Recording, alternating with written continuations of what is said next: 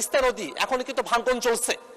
এমনই করে বাংলাদেশের প্রত্যেকটা নদীর জায়গায় গিয়ে দেখবেন সেখানে ভাঙন চলছে। সেই জায়গাগুলোতে এখন পানি সম্পদ মন্ত্রণালয়ের কাজের আওতা কতদূর, তারা কি ভাঙন রোধ করার জন্য কাজগুলো করছে কিনা, সেই বিষয়গুলো কিন্তু বিবেচনায় নিয়ে আসা প্রয়োজন। ধন্যবাদ মাননীয় স্পিকার।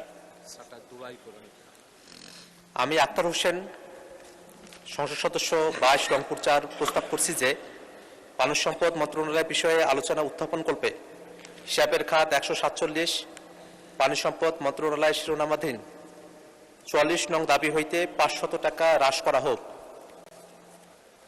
মাননীয় স্পিকার, এটা একটা প্রতীকী প্রস্তাবনা। আমরা এখানে কারো বাজেট আটকিয়েও রাখতে পারবো না। সংখ্যা আমাদের কম, আমরা হা ভোট বলি আর না ভোট বলি সেটা এখানে ম্যাটার করে না। সরকারি দল যে ভোট বলবে সেটা হ্যাঁ এর পক্ষে বলুক আর দায়ের পক্ষে বলুক, আপনি সেই দিকে রায় দিবেন, সেটাই এখানকার বাস্তবতা। কিন্তু এখানে কিছু বিষয় বলে রাখা প্রয়োজন। পানি সম্পদ মন্ত্রণালয়ের একটা কাজের আওতার মধ্যে অনেকগুলো কাজ রয়েছে এবং এই সরকারের অন্যতম একটা গুরুত্বপূর্ণ প্রচারণার বিষয় হচ্ছে খাল খনন করা। আমরা দেখেছি যে সরকার গঠন করার পর থেকেই খাল খননের একটা মহা উৎসব চলছে দেশব্যাপী। সেই খাল খনন করতে গিয়ে কোথাও সেখানে মেশিনের ব্যবহার হচ্ছে, কোথাও জনবলের ব্যবহার হচ্ছে এবং কোথাও কত কিলোমিটার খাল খনন করা হচ্ছে, কোনো বিষয়ই এখনো পর্যন্ত স্বচ্ছ কোনো পরিসংখ্যান এই সংসদে কিন্তু উপস্থাপন করা হয় নাই।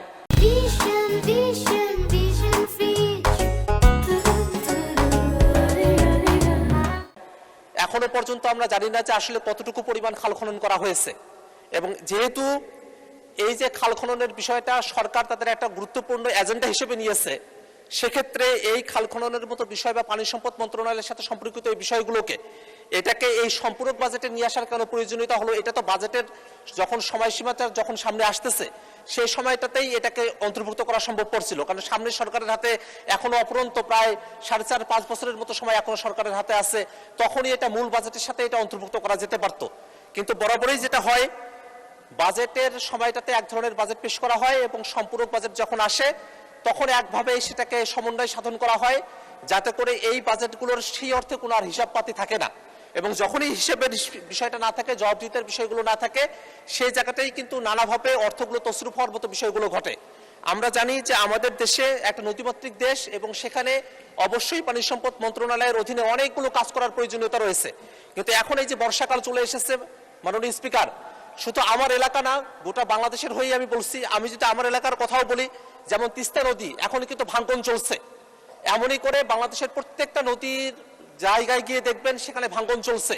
সেই জায়গাগুলোতে এখন পানি সম্পদ মন্ত্রণালয়ের কাজের আওতা কতদূর, তারা কি ভাঙন রোধ করার জন্য কাজগুলো করছে কিনা, সেই বিষয়গুলো কিন্তু বিবেচনায় নিয়ে আসা প্রয়োজন।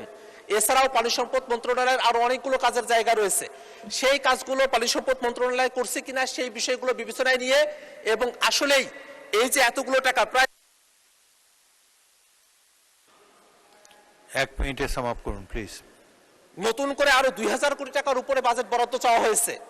সেই বরাদ্দটা কি যে কাজগুলো আগে করতে চাওয়া হয়েছিল তার সঙ্গে অতিরিক্ত প্রয়োজন হচ্ছে, নাকি নতুন করে বরাদ্দ এই কাজগুলো দেওয়া হয়েছে নতুন কিছু কাজ ইনিশিয়েট করে নেওয়ার জন্য, সেই বিষয়গুলো খোলাসা হওয়া প্রয়োজন। আমরা মনে করি যে বাজেট দরকার আছে কাজের জন্য, কিন্তু সেটা অবশ্যই স্বচ্ছতার ভিত্তিতে হওয়া প্রয়োজন, সে জায়গাগুলোতে জবাবদিহিতা থাকা প্রয়োজন এবং কোন ক্ষেত্রে কাজগুলো হচ্ছে এবং কোথায় কিভাবে হচ্ছে এবং সেই জায়গাগুলোতে কোনো বৈষম্য আছে কিনা এবং কাজগুলোর ক্ষেত্রে যেন কোনোভাবে ত্রুটি বিচ্যুতি না থাকে এবং কাজগুলো যেন এমনভাবে না হয় যে এই কাজগুলো করার পরে আবারও সেখানে আবার বাজেট প্রয়োজন হয়। অর্থাৎ একবার বাধাই করা হলো, কিছুদিন পরে আবার সেখানে ভাঙন হলো, একবার একটা কাজ করা হলো সেখানে আবার বস্তা ফেলানো দরকার হলো। এইভাবে যদি বারবার যদি কাজ করা হয় সেখানে বারবারই অর্থ প্রয়োজন হবে, সেখানে বারবারই দেশের টাকা নষ্ট হবে। আমরা সেই ধরনের ব্যবস্থাপনা চাই না, আমরা একটা সুষ্ঠু ব্যবস্থাপনার মধ্য দিয়ে কাজ চাই। মাননীয় স্পিকার, আমি এখন মাননীয় পানি সম্পদ মন্ত্রীকে ছাঁটাই প্রস্তাব সমূহের উপর বক্তব্য রাখার জন্য আহ্বান জানাচ্ছি। মাননীয় স্পিকার, আপনাকে ধন্যবাদ। 18 জন মাননীয় সংসদ সদস্য এই বিলের উপর ছাঁটাই প্রস্তাব এনেছেন। 3 জন অত্যন্ত গুরুত্বপূর্ণভাবে বিশ্লেষণ করেই বক্তব্য রেখেছেন। আমি আন্তরিকভাবে মোবারকবাদ জানাই এবং ধন্যবাদ জানাই।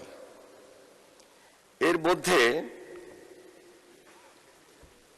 মাননীয় সংসদ সদস্য মাসুদ পারভেজ সাহেব, আমি ওনার নির্বাচনী এলাকায় গিয়েছি এবং খাল খনন কর্মসূচিতে অংশগ্রহণ করেছি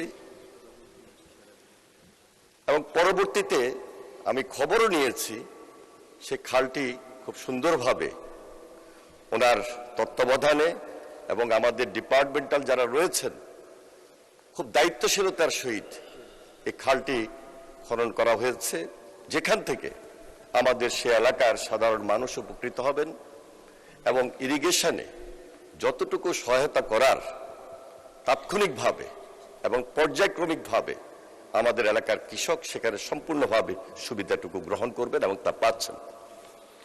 মাননীয় স্পিকার, 2025-26 বাজেটটি বিগত অন্তর্বর্তীকালীন সরকার দিয়েছেন।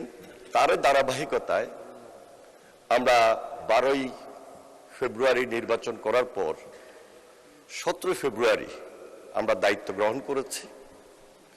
3 মাসের অধিক হয়েছে।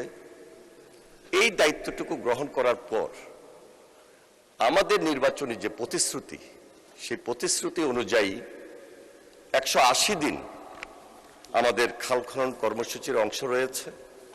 আমাদের টার্গেট রয়েছে আগামী 5 বছরে 20,000 কিলোমিটার খাল আমরা পুনঃখনন বা খনন করব। এটা কমপক্ষে আমরা যতটুকু আমাদের কাছে তথ্য অনুযায়ী আমরা কাজ করছি এবং আমাদের মাননীয় সংসদ সদস্যদের অনেকেরই ডিউ লেটার রয়েছে, তাদের রিকোয়েস্ট আছে, তার ভিত্তিতেও আমরা স্পেশাল কিছু কাজও আমরা হাতে নিয়েছি। 180 দিনের যে কর্মসূচি, তার মধ্যে আমরা যে সময়টুকু পেয়েছি এ পর্যন্ত প্রায় 1000 কিলোমিটার খাল আমরা খনন এবং পুনঃখনন করেছি।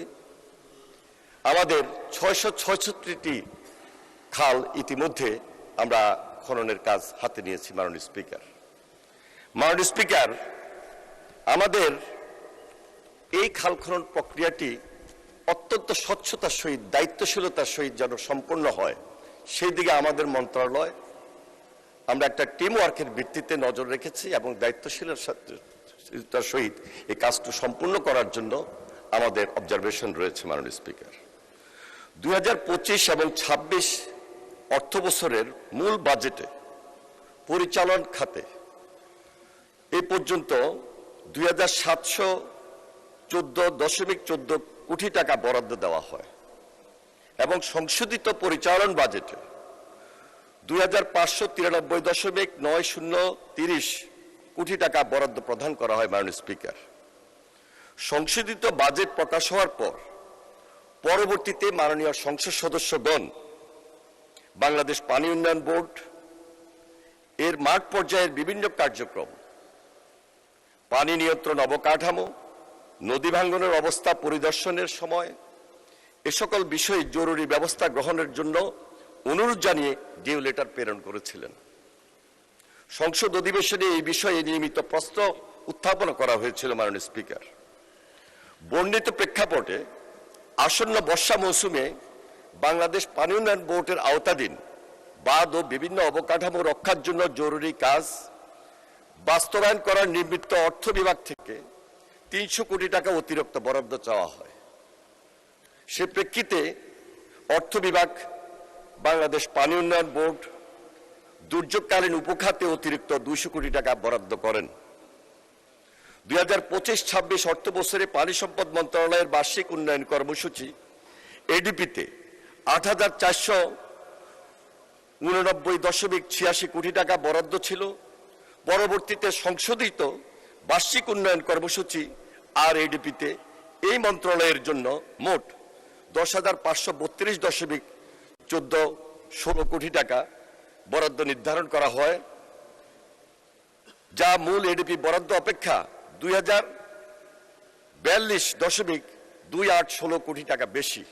মাননীয় স্পিকার, এছাড়া 2025-26 অর্থ বছরের আর এডিপি চূড়ান্ত হওয়ার পর নতুনভাবে অনুমোদিত 14টি প্রকল্পে খাল ও নদী খনন এবং নদী তীর প্রতিরক্ষা কার্যক্রম বাস্তবায়নের লক্ষ্যে পরিকল্পনা কমিশনে রক্ষিত বিশেষ প্রয়োজনে উন্নয়ন সহায়তা খাত থেকে 55.0035 কোটি টাকা থোক বরাদ্দ প্রদান করা হয়। ফলে 2025-26 অর্থ বছরে পানি সম্পদ মন্ত্রণালয়ের আওতাধীন 104টি প্রকল্পের অনুকূলে সংশোধিত বার্ষিক উন্নয়ন কর্মসূচিতে মোট বরাদ্দ রয়েছে 10,587.1451 কোটি টাকা। মাননীয় স্পিকার, সম্পূর্ণভাবে যৌক্তিকতাকে সামনে রেখে আমরা এই বিলটি এনেছি এবং আমি অনুরোধ করব যে মাননীয় সংসদ সদস্য যারা এই ছাঁটাই প্রস্তাব এনেছেন সেটি গ্রহণ করার মতো কোনো সুযোগ ছিল না বিদায় আমি আন্তরিকভাবে দুঃখিত মাননীয় স্পিকার। আমি আপনাদেরকে আন্তরিকভাবে ধন্যবাদ জানাই। ধন্যবাদ মাননীয় স্পিকার।